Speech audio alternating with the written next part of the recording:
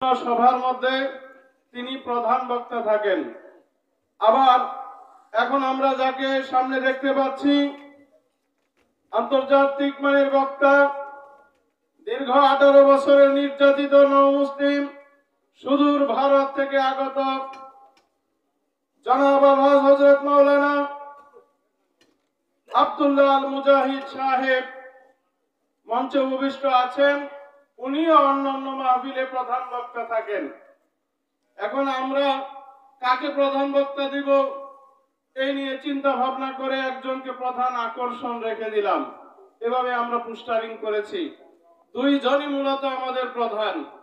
কাজেই আপনারা এতক্ষণ পর্যন্ত চাতক পাখির মতো দীর্ঘ অপেক্ষায় ছিলেন। একজনের ওয়াজ শোনার পরে হয়তো একটু চা পানি খাইতে গেছেন। মেহেরবানি করে চলে আসুন। আমি হযরতকে মূল্যবান তাকরীর পেশ করার জন্য সবিনয় অনুরোধ জানাচ্ছি। বয়ান পেশ করছেন সুদূর ভারত থেকে আগত হযরত মাওলানা আব্দুল্লাহ আল মুজাহিদ সাহেব মাদাজিল্লাহুল আলী। হ্যালো, সাউন্ড সেটিং এ কে আছেন? রিভার্ব বাড়ান। হ্যালো, ইকো বাড়ান, বেস বাড়ান, সাউন্ড বাড়ান। হ্যালো হ্যালো, রিভার্ব বাড়ান, সাউন্ডটা ভাসবে।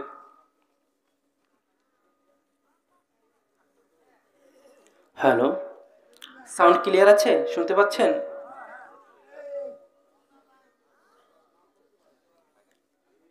হ্যালো,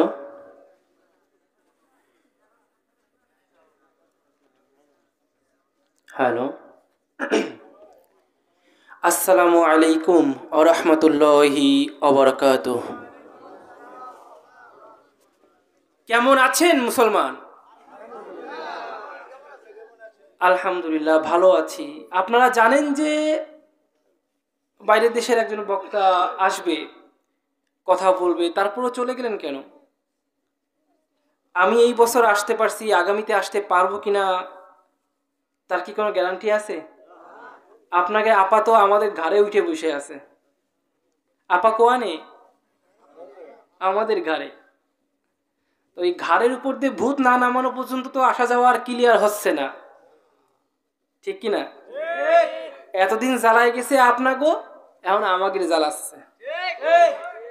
এতদিন আপনাদের খাওয়াইছে পেঁয়াজের দাম বেশি, পেঁয়াজির বদলে কুমড়ো নি খাও। কুমড়ো দিয়ে খাওয়াইছে না পেঁয়াজি? খাওয়াইছে কিনা? গোশের দাম বেশি, তাই কাঁঠাল দিয়ে বার্গার খাও। কি খাওয়াইছে না? এখন আমাদের ওইখানে বসে মনে হয় মশা মাছি আলু ভর্তা খাওয়াচ্ছে।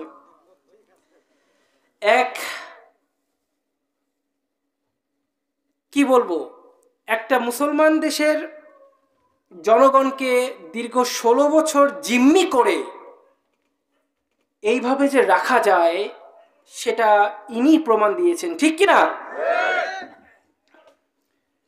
এখন ইসলামের বিজয়ের সময় এসেছে। একটু আগে একজন রিকশা মার্কায় ভোট চাইলেন আল্লামা মামুনুল হক সাহেবকে। আপনারা সবাই জয়যুক্ত করবেন, তার দলটাকে সবাই কি করবেন? জয়যুক্ত করবেন। আমার মনে হয় ইসলামকে একটা সুযোগ দেওয়া উচিত। 52 বছরে তো কত কাহিনী দেখলেন তাই না? এরশাদ, আওয়ামী লীগ, বিএনপি সবই তো দেখলেন। একবার একটু ইসলামকে দেখেন। আমরা বড় বড় কথা বলি না যে ক্ষমতায় আসলে আমরা এই করব তাই করব, দুর্নীতি থাকবে না। তাহলে একটু সুযোগ দেন, দেখি পারি কিনা। যদি ইসলাম ক্ষমতায় আসার পরে দুর্নীতি থাকে, জিনা ব্যভিচার থাকে, তাহলে কসম খুদার রাজনীতির কথা জীবনে কোনো মাহফিলে বলবো না। কারণ আমরা রাজনীতির কথা বললাম, আপনারা ভোট দিলেন, ইসলাম ক্ষমতায় আসলো, কিন্তু লাভ কিছুই হলো না। তখন কোন মুখে আমি ইসলামের কথা বলবো? ঠিক কিনা বলেন? তাই এইবার সময় আসছে ইসলামকে ভোট দেওয়ার। কিয়ামতের মাঠে যখন আল্লাহর সামনে দাঁড়াবেন, আল্লাহ তাআলা নিজে প্রশ্ন করবে, তোমাদের মধ্যে আমি কি একটা সুযোগ দিইনি কোরআনকে ভোট দেওয়ার? সমস্ত মুসলমান যতগুলো দল এক হয়েছে, বাক্স এখন কয়টা? একটা, আপনি আপনার পছন্দের মানুষটাকে ভোট দিয়ে আসবেন, কেউ টেরও পাবে না কারে ভোট দিছেন। যে টাকা দেয় খান, যে বিরিয়ানি দেয় খান, পেট ভরে বিরিয়ানি খান, পেট ভরে টাকা নেন, কোনো সমস্যা নাই। ভোটটা মারবেন কোথায়? ইসলামে ইনশাল্লাহ। হ্যাঁ, দাড়িপাল্লা হোক, হাত পাখা হোক, রিক্সা হোক, সবই তো এখন একটা দল। যেখানেই ভোট দেবেন যাবে কোথায়? ইসলামে। আমরা রাজি আছি এবার? একটা একটা সুযোগ চাই। তা না হলে কিয়ামতের মাঠে আপনারাই তো বলবেন যে আল্লাহ, আমরা তো সুযোগ দিই নাই, তাই তো কোরআন ক্ষমতায় আসে নাই। ঠিক কিনা জোরে বলেন। আল্লাহ, যা হোক, একদম শেষ পর্যায়ে উঠছি, 12টা বেজে গেছে, এনার্জিও নাই। আমি আরও একটা প্রোগ্রাম করে আসলাম, সেখানেও রিক্সা মার্কার যারা ভোটার আছেন তারা গিয়ে আমার সময় খাইয়ে দিছে, এইখানেও আমার সময় খাইয়ে দিছে। যাক, এই খাওয়াতে বরকত আছে। অনেক তো ওয়াজ শুনলেন, অনেক কিস্সা কাহিনী শুনলেন, একটু রাজনীতি করার দরকার আছে না? হ্যাঁ, পৃথিবীতে ধর্ম আছে কয়টা জানেন? 3700। কয়টা? এই 3700 ধর্মের মধ্যে কোন ধর্মের রাজনীতি নাই, শুধু আছে ইসলামে। ইসলামের রাজনীতি আছে, এবং এই রাজনীতি বন্ধ করার জন্য একটা দল সবসময় সক্রিয় থাকে। কারণ ইসলামের রাজনীতি বন্ধ করলে বড় বড় বোতল খাওয়া যায়। ইসলামের রাজনীতি করলে প্রতি রাত্রে মেয়ে একটা নিয়ে ফুর্তি করা যায়। ইসলামের রাজনীতি বন্ধ করলে দেশের টাকা বাইরে পাচার করা যায়। ঠিক কিনা? এই জন্য ওরা ইসলামকে ক্ষমতায় আসতে নিজের স্বার্থে, ভাই, নিজের স্বার্থে রডের বদলে বাঁশ দিয়ে বানাইছে না আপনাদের কালভার্ট? বানাইছে কিনা? ইসলাম ক্ষমতায় আসলে তো পারবে না। ইসলাম ক্ষমতায় আসলে পারবে? এটা পারবে না। এই জন্য ওরা চায় না, বাবা যাই হোক, আমরা ইসলামকে ক্ষমতায় আনবো না। কেন আনবো না?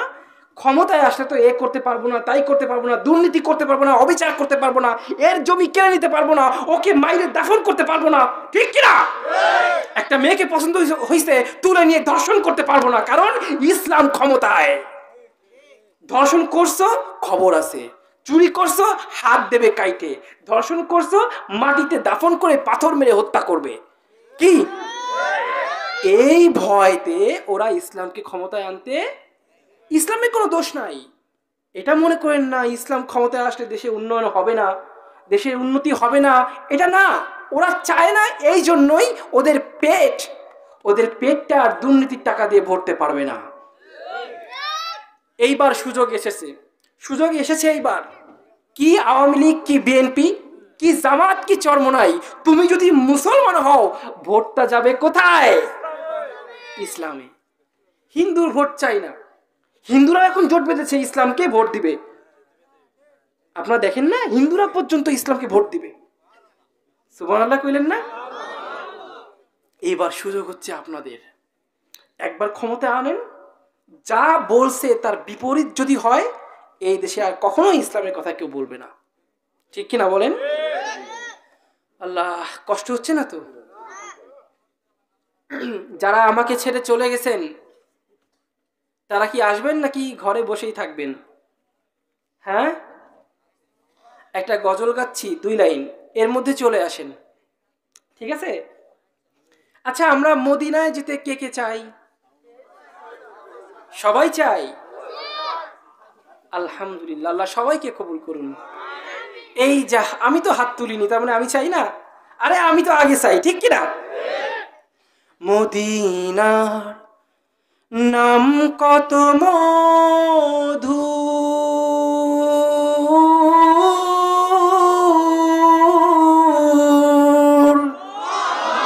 মদিনা আর যে কত। সাউন্ড নিয়ে কোনো ইয়ে করবেন না, সাউন্ড ধরবেন না।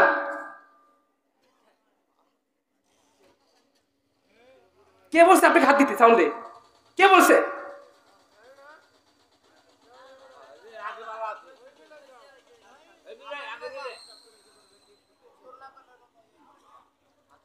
হ্যালো। ক্লিয়ার আছে? মদিনা নাম কত মধু,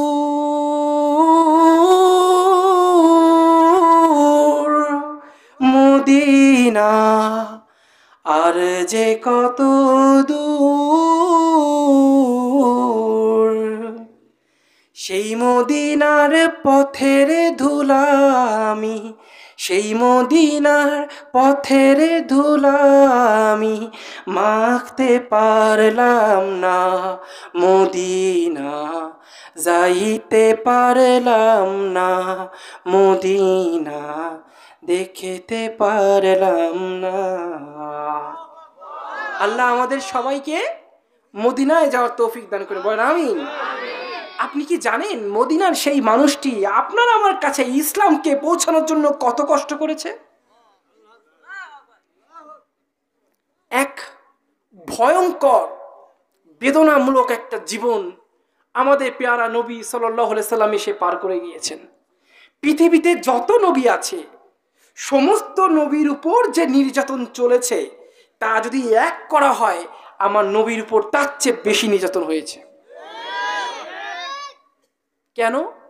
আপনার কাছে ইসলামটাকে পৌঁছাবে, আপনার কাছে ইসলামকে পৌঁছাবে, আপনার হারিয়ে যাওয়া খোদাকে আবার নতুন করে পরিচয় করিয়ে দেবে। ফজরের আজান হলে আপনি যখন ঘুমিয়ে থাকেন ঠিক ওই মুহূর্তে শয়তান আল্লাহর দিকে তাকিয়ে মিসকি মিসকি হাসে আর বলে, তোমার এই উম্মতের জন্য আল্লাহ, তোমার এই বান্দার জন্য তোমার নবী এত কষ্ট করে গেছে।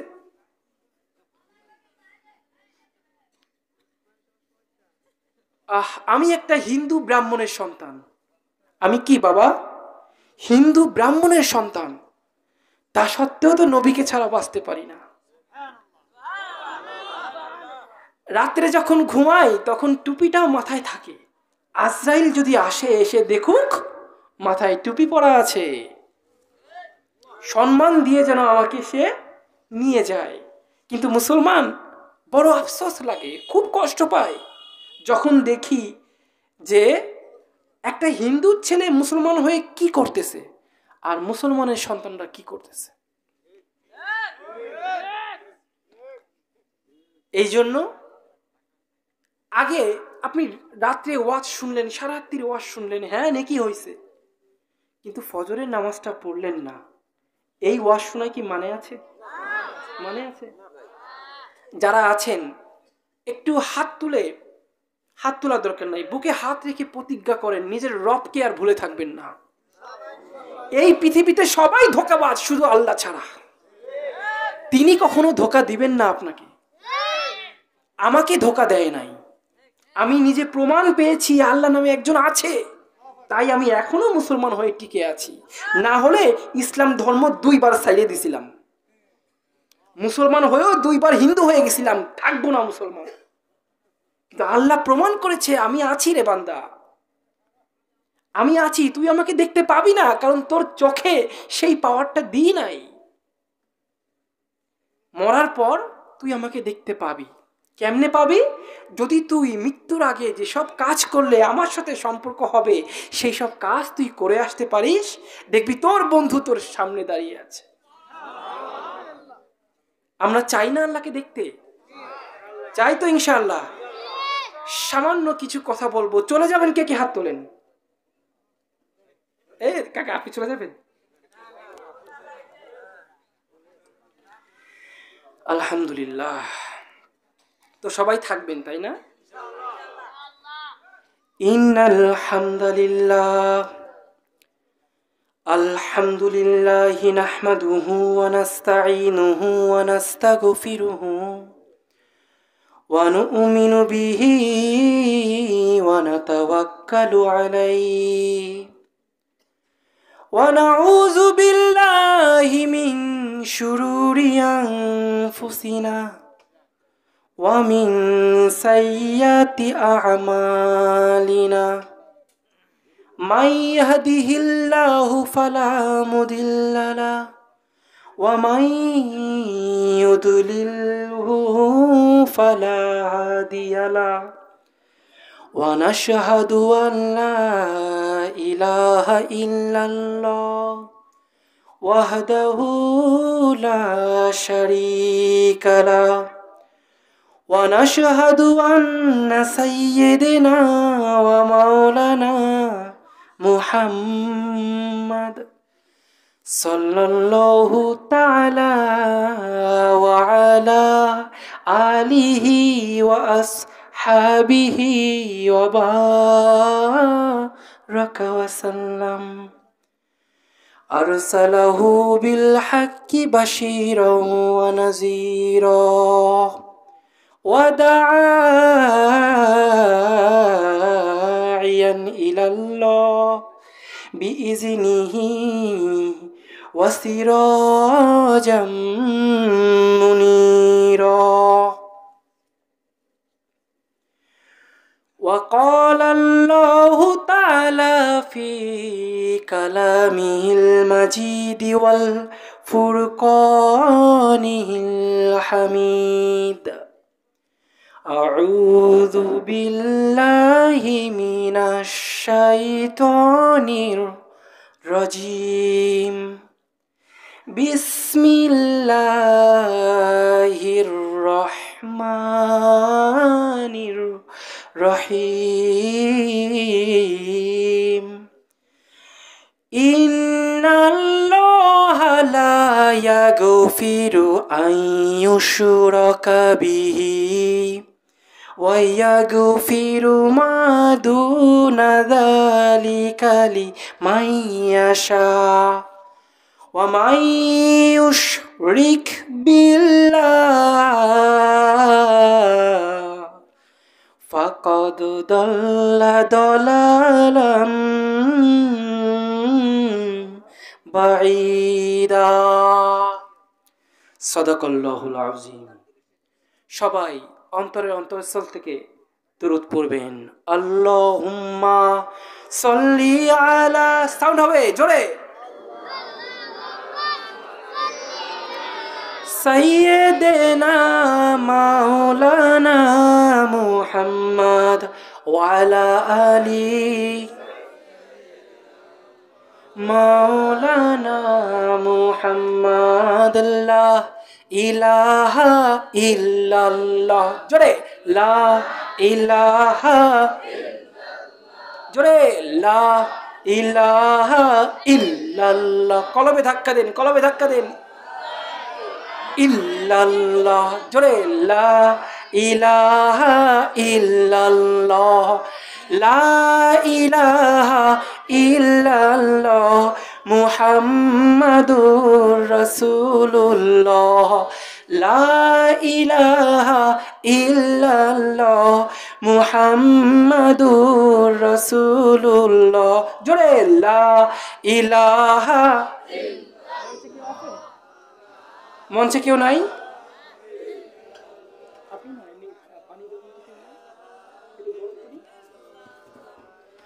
লা ইলাহা ইল্লা, ঠান্ডা পানি, ঠান্ডা না গরম পানি, উষ্ণ গরম পানি। লা ইলাহা, লা ইলাহা ইল্লাল্লাহ মুহাম্মাদুর রাসূলুল্লাহ সাল্লাল্লাহু। কুলিরকান্দা হামিদ সুন্নাহ নুরানি ও হাফিজিয়া মাদ্রাসা সিংহেশ্বর ফুলপুর কুলিরকান্দা ময়মনসিংহ এর উদ্যোগে আজকের বিশাল ইসলামী বড় সভা। আজকের এই সভার সম্মানিত সভাপতি, সহসভাপতি, প্রধান আকর্ষণ, আমার আগে যিনি কথা বলেছেন তিনি প্রধান বক্তা এবং প্রধান আকর্ষণ নিয়ে দুটো কথা বলেছেন। দেখুন, আমি পুরো বাংলাদেশ ভারত যেখানেই মাহফিল করি, এটা অহংকার না, জাস্ট বলে রাখতেছি, প্রধান বক্তা ছাড়া মাহফিল রাখি না। এখানে প্রধান আকর্ষণ দিয়েছেন, নেক্সট টাইমে এই আকর্ষণে আর কেউ আনতে পারবেন না। একটাই অপশন, আনতে হলে প্রধান বক্তা হিসেবে আনতে হবে। যাই হোক, এরপর বিশেষ আকর্ষণ, আমন্ত্রিত ওলামায়ে কিরাম আছেন, প্রধান অতিথি, বিশেষ অতিথি, সামনে উপস্থিত তাওহীদি জনতা, পর্দার আড়ালে কি মা বোন আছে? মা ও বোনেরা, যে যেখান থেকে আমার এই কথাগুলো শুনছেন সবাইকে অন্তরস্থল থেকে জানাচ্ছি আসসালামু আলাইকুম ওয়া রাহমাতুল্লাহি ওয়া বারাকাতুহু। রাত অনেক গভীর, শেষ করে দেব? চলবে? কতক্ষণ চলবে? সারা রাত চলবে? ফজরের নামাজ এখান থেকে পড়ে যাব, তাই তো? যুবক কারা আছেন হাত তোলেন তো। মাশাআল্লাহ, হাত নামান। মুরব্বী কারা আছেন হাত তোলেন, হাত নামান। বিয়ে করেননি কারা হাত তোলেন। ও দাদু, আপনিও বিয়ে করেন নাই? আচ্ছা, বিয়ে যারা করেন নাই, এই পিচ্ছি তোর বিয়ে করার বয়স হয়েছে? বিয়ে যারা করেন নাই একটা তাকবীর হবে, এরপর যারা মুরব্বী আছেন তারা একটা তাকবীর দিবেন, তারপর যুবকরা দিবেন, তারপর 3 গ্রুপ মিলে দিবেন। হবে ইনশাআল্লাহ? এলাকাবাসীকে ঘুমোতে দেওয়া যাবে না। হবে? বিয়ে যারা করেছেন তারা হাত তোলেন, তাকবীর হবে, ঠিক আছে? লিল্লাহে তাকবীর। আচ্ছা, বিয়ে যারা করেন নাই তারা হাত তোলেন, লিল্লাহে তাকবীর। আচ্ছা, মুরব্বী যারা আছেন তারা তাকবীর হবে, লিল্লাহে তাকবীর।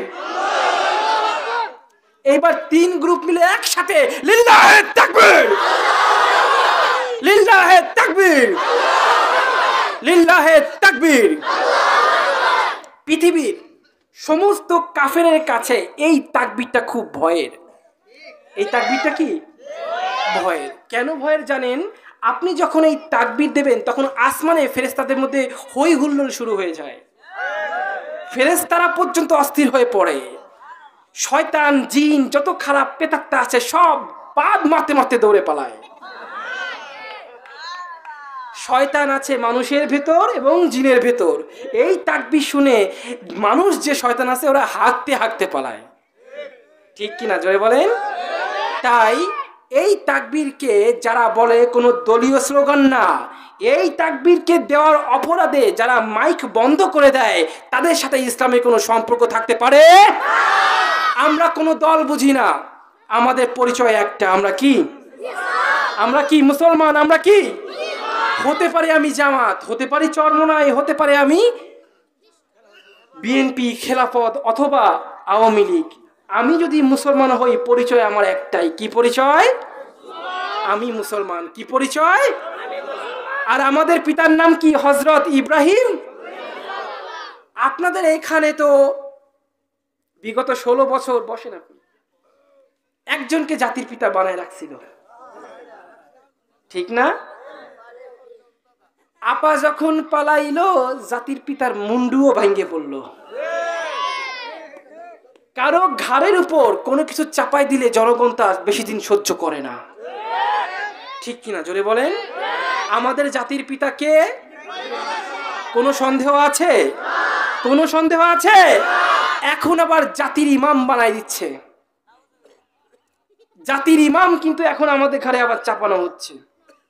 নাউজুবিল্লাহ কইলেন না? আমাদের জাতির ইমাম, পুরো জাতির নেতা হচ্ছে হযরত মুহাম্মদ সাল্লাল্লাহু। মুসলমান জাতির ইমাম কে? প্রিয় নবী সাল্লাল্লাহু। আর কাউকে মুসলমান জাতির ইমাম মানি? মনে থাকবে মুসলমান। আমরা জাতির পিতার হাতের থেকে রক্ষা পেয়ে এখন জাতির ইমামের হাতে গিয়ে পড়ছি।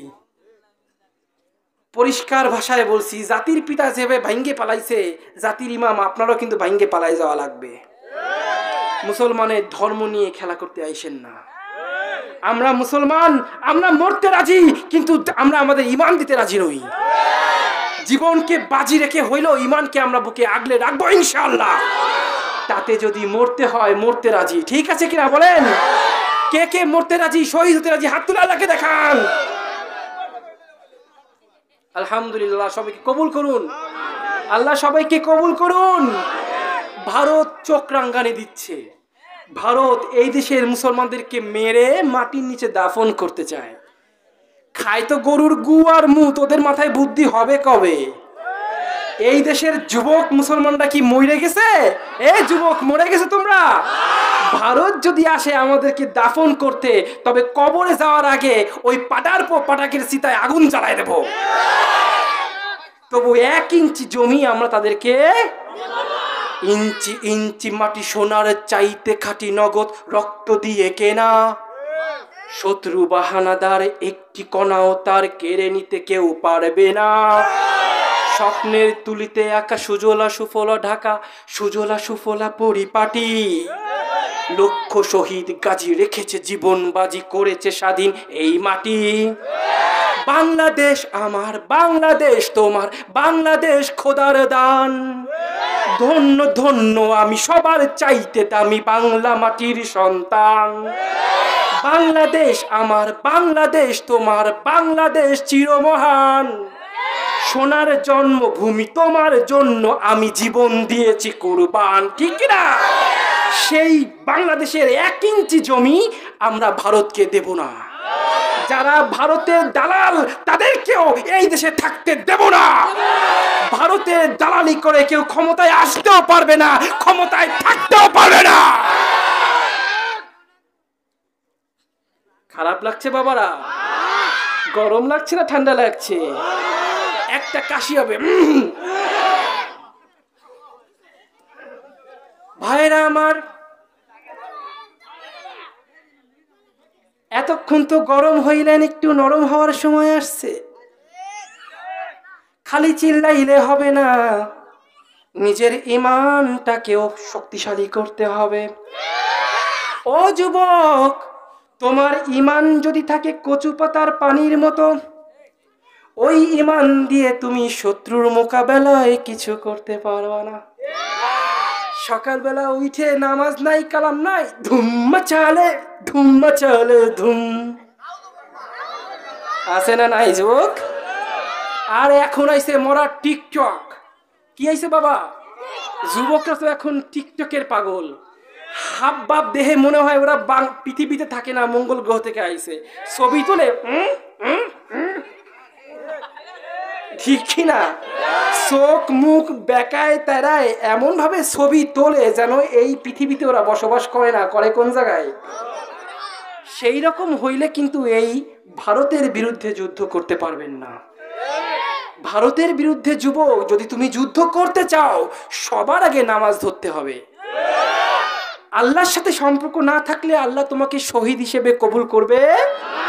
যদি একবার শহীদ হতে পারো, যদি একবার শহীদ হতে পারো, তোমাকে হয়তো কাফেররা গুলি করতেছে, তুমি দেখতেছো তোমার কপালে এসে গুলি লেগেছে, যন্ত্রণা আছে না নাই? কসম খুদার, পবিত্র হাদিস অনুযায়ী যে ব্যক্তি শহীদ হলো, তার গায়ে যদি কখনো কেউ আঘাত করে, সেটা পিঁপড়ার আঘাতের মতো মনে হয়। পিঁপড়ার কামড় যতটুকু ব্যথা অতটুকু মনে হয়। এমন মৃত্যু কে না চাই বলেন? হয়ে গেল, আপনি মারা গেছেন, আপনি শহীদ হয়ে গিয়েছেন। শহীদ হয়ে যাওয়ার পর আপনাকে নিয়ে ফেরেশতাদের মধ্যে হুর চিনেন? আপনার সেই 71টা বউ, কয়টা বউ দুনিয়ার জমিনে নেমে আসবে। দুনিয়ার জমিনে নেমে এসে আপনাকে বরণ ডালা দিয়ে তারা কি করবে? একসেপ্ট, যাকে বলা হয় অভ্যর্থনা জানাবে। এরপর আপনাকে কবরে দিবে। কবরে দেওয়ার পর কবরে কোনো সওয়াল জবাব হবে না। আপনার লাশটা পচবে না রে ভাই, আপনার লাশ পচবে না।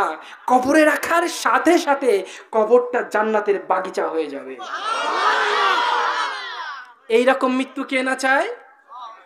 এইরকম মৃত্যু কে না চায়? সবাই চাই আমরা।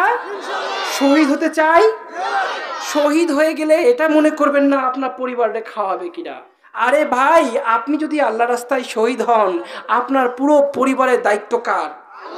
একে তো সবাইকে খাওয়ানোর দায়িত্ব আমার আল্লাহর, কার বলেন? কিন্তু যদি আপনি শহীদ হয়ে যান, তবে আপনার পরিবারের স্পেশাল দায়িত্ব কে নিবে? ফেরেশতারা নানা রকম রূপ ধরে আপনার ঘরে খাবার পৌঁছায় দেবে। সুবহানাল্লাহ বলেন। আচ্ছা হলো, আপনি কি জানেন আল্লাহ তাআলা বলছে তোমরা শহীদদের মৃত বলো না, তারা জীবিত, তাদের কাছে রিজিক পৌঁছায় দেওয়া হয়। রিজিক মানে কি শুধু ভাত? না রে বাবা, রিজিক মানে আপনার বেঁচে থাকার জন্য যা যা প্রয়োজন সব কিছুর নামই কি? রিজিক, তার মানে আপনি যখন মৃত্যুবরণ করে ওই শহীদ হয়ে কবরে শুয়ে আছেন, আপনার কাছে রিজিক পৌঁছানো হবে। তার মানে কাপড় দেওয়া হবে, খাবার দেওয়া হবে, আপনার বউ বাচ্চা মা তাদের সঙ্গে দেখা করানো হবে। সুবহানাল্লাহ কইলেন না? ভাই যদি বিশ্বাস না করেন কোরআন মিথ্যা হয়ে যাবে। কোরআন যদি মিথ্যা মনে করেন, ঈমান থাকবে কারো? তাহলে ভারতের সাথে যদি যুদ্ধ হয়, আমরা শহীদ হতে রাজি আছি? আছি আমরা রাজি? শহীদি মৃত্যুতে কোনো ভয় নাই রে বাবা। শহীদি মৃত্যু হলো এমন একটা উপহার। আমার রাসূলে পাক সাল্লাল্লাহু আলাইহি ওয়াসাল্লাম মৃত্যুর সময় আফসোস করছেন। আফসোস করে বলেন, আমি যদি একবার শহীদ হতাম, আবার জীবন যদি ফিরে পেতাম, তবে আবার শহীদ হতাম। এইভাবে 100 বার জীবিত হতাম আর 100 বার শহীদ হয়ে যেতাম। কিন্তু বাবারা, মৃত্যু যন্ত্রণা কত ভয়ঙ্কর জানোনি? এমন ভয়ঙ্কর, এমন যন্ত্রণাদায়ক। নবী পাক সাল্লাল্লাহু আলাইহি সাল্লাম মৃত্যু যন্ত্রণায় শুয়ে আছেন। এই মুহূর্তে তার ঘরের দরজায় নক করলো হযরত ফাতেমা রাদিয়াল্লাহু তাআলা আনহা। সেই দরজাটা খুলে দিলেন। দরজা খুলে দিয়ে দেখলেন একজন লোক দাঁড়িয়ে আছে। তিনি সালাম দেওয়ার পরে মহানবী বুঝতে পেরেছেন, প্রিয় নবী বুঝতে পেরেছেন যে উনি আজরাইল। উনি কে? ফাতেমাকে বললেন, মা তুমি দরজা খুলে দাও, তাকে আসতে দাও। মা ফাতেমার কথা শুনে কে আসলো? আজরাইল। কার পাশে বসলো? নবীর পাশে বসলো। বসার পর নবীকে বলে, হে নবী, আল্লাহ তাআলার পক্ষ থেকে আমি আপনাকে সালাম দিতে এসেছি। আপনার জন্য অপেক্ষা করছেন কে? কে? কাদের কুদরত তু দারি বড় কামাল, আংতা রব্বি আংতা হাসবি জুল জালাল, তুহি কাদের জলিলুল্লাহ জাহাদার, বাহার হালে তুহি মেরা নেকাদার, বাহার হালে তুহি মেরা নেকাদার। রাসূলে পাক বললেন, আমি অনুমতি দিচ্ছি। ঠিক এমন অবস্থায় হযরত আজরাইল আলাইহিস সালাতু ওয়াস সালাম নবী পাক সাল্লাল্লাহু আলাইহি ওয়াসাল্লামের বুকে হাত রাখলেন। নবী পাক দম নিতে পারছেন না, দম ছাড়তে পারছেন না। তিনি চিৎকার করে বললেন, হে আজরাইল, তুমি আমাকে এত যন্ত্রণা কেন দিচ্ছ? আজরাইল বলল, হে রাসূল, পৃথিবীতে এতদিন পর্যন্ত আলতোভাবে এমনভাবে আমি আর কারো জান কবজ করি নাই। হে নবী, আমি আপনার জানটা যেভাবে কবজ করতেছি, এইভাবে কারো জান আমি কবজ করি নাই। নবী বললেন, ও আজরাইল, আমার তো মনে হচ্ছে তুমি উহুদ পাহাড় আমার বুকের উপর চেপে দিয়েছো। এত আলতোভাবে তুমি স্পর্শ করেছো। আমার উম্মতকে তুমি যখন জীবনটা কেড়ে নিবা, তুমি তার সাথে কেমন আচরণ করবা? তুমি তার সাথে কেমন আচরণ করবা? নবী আমার কাঁদতে শুরু করলেন, অস্থির হয়ে গেলেন। সাথে সাথে নবীজির কান্না সহ্য করতে না পেরে আল্লাহ তাআলার পক্ষ থেকে আজরাইলের কাছে পয়গাম চলে আসলো। আজরাইল বলল, হে নবী, আপনি ব্যথিত হয়েন না, আপনি কষ্ট পেন না।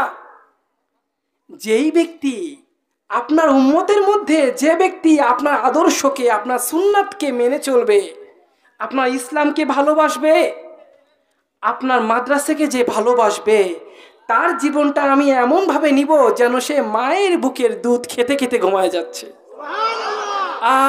ইমামুল আউয়ালিন ওয়াল আখিরিন, বহরে সাদকা রহমাতাল লিল আলামিন, সাইয়্যিদুল কাওনাইন খাতমুল মুরসালিন, আখিরামদ বুদে ফখরুল আউয়ালিন। এমন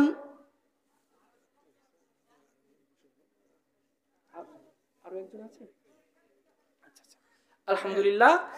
তো এইরকম মৃত্যু আমরা কে কে চাই? সবাই চাই, সবাই চাই।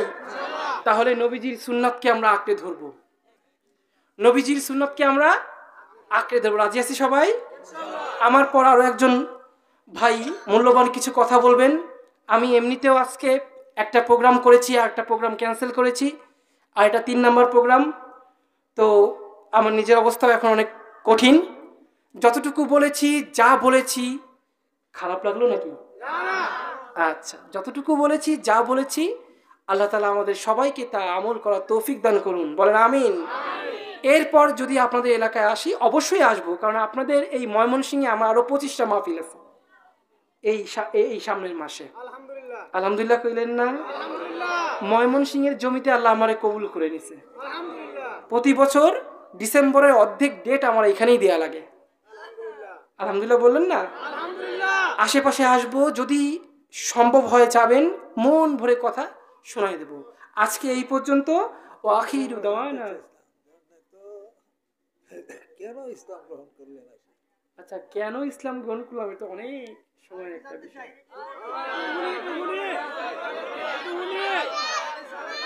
আমার পরে আরো একজন বয়ান করবে।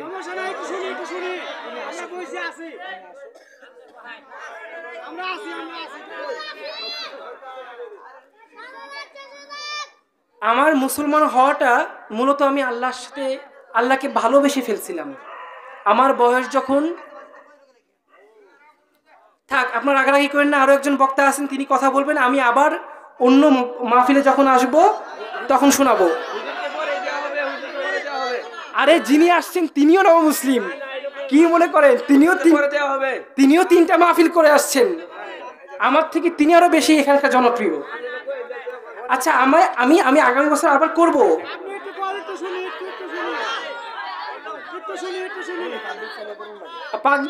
আরে পাবলিক তো চাবে, তাদেরকে যত দিবা তত খাবে।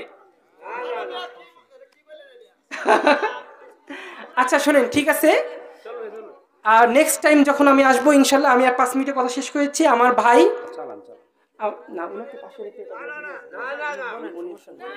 উনি নিজেও খুব বড় মাপের একজন বক্তা, এমনকি উনি 2টা প্রোগ্রাম করে আসছে।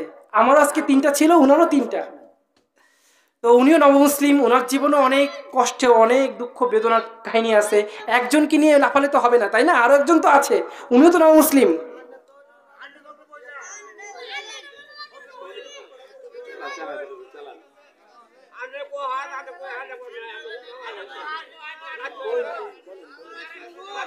সারা রাত চলবে। আমার যে কালকেও 2টা প্রোগ্রাম আছে।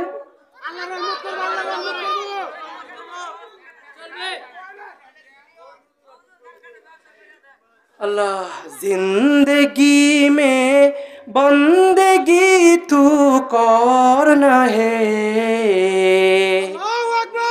जिंदगी बे बंदगी शर्मिंदा है, जिंदगी बे बंदगी शर्मिंदा है। दुनिया में हो दुनिया का तलबगार न हो, बाजार से गुजारो खरीदार न हो, ए दुनिया के मिसले कागज फूल है, ए दुनिया के मिसले कागज फूल है, जिंदगी में बंदगी तू करना है, जिंदगी में बंदगी शर्मिंदा है, जिंदगी में बंदगी शर्मिंदा है। वाखिरु दवाना अनिल हम्दुलिल्लाहि रब्बिल आलमीन।